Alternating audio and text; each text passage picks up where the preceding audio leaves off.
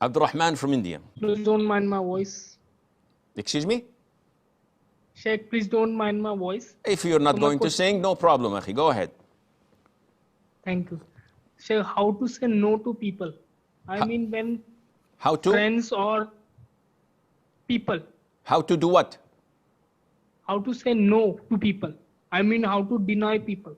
I mean, when friends or family or other people invite us in haram things like birthdays, parties, trips, or movies, how should we deny? If we nicely or hesitantly say no, they will force us and take us with them. If we strictly or directly say no, they will label us as a rude or arrogant fool. So what is the correct way to say no without hurting their feelings or angering them? You have two choices. Either to answer their invitation and accept what they're asking you to do, or to deny. If you accept what they're asking you to do, which is haram, they will be happy, but Allah Azza wa Jal will be angry with you and will torment you in this life and in your grave and in the hereafter. Why? Because you obeyed the people and disobeyed Allah. The Prophet said, alayhi salatu, whoever seeks Allah's pleasure by displeasing the people, Allah would be pleased with him, and He, the Almighty, will make the people pleased with him. But whoever seeks the pleasure of the people by displeasing and disobeying Allah, Allah will be angry with him, and He will make the people angry with him as well. So if you answer them, you will be cursed by Allah Azza wa Jal. The second choice is, if you deny them, if you say no, they will label you as Wahhabi, they will label you as extremist, they will... So what?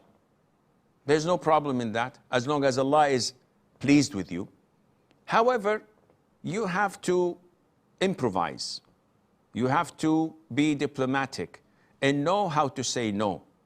Sometimes people are just waiting for you to give them evidences from the Quran and Sunnah to attack you. Don't give them this option. Once an old man asked me, he was my superior, he was my headmaster when I used to teach it in high school. And he said, Sheikh Asim, in front of men, they're all, locals, and they're all educated, PhD holders, masters, they all know the religion, but they're not practicing. So he wanted to make fun. So he said, Sheikh Asim, why don't you trim or shave your beard? I immediately said, because my wife would kill me. And the guy was shocked. He was in his 60s. He said, how is that? I said, because if I do this, she knows I'm going to take a second wife.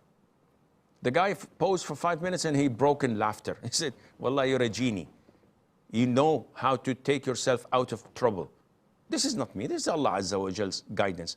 I could have said, no, it's haram because it's a sunnah. The Prophet ordered us not to shave it. He ordered us to go against the Jews and the Christians, blah, blah, blah. He knows all of this. He wanted to score a point. I didn't give him the chance, with the grace of Allah. You also have to learn how to be diplomatic, to beat around the bush, especially with people who are anticipating to attack or to say hurtful things to you. Be a diplomatic and answer in a diplomatic way, inshallah.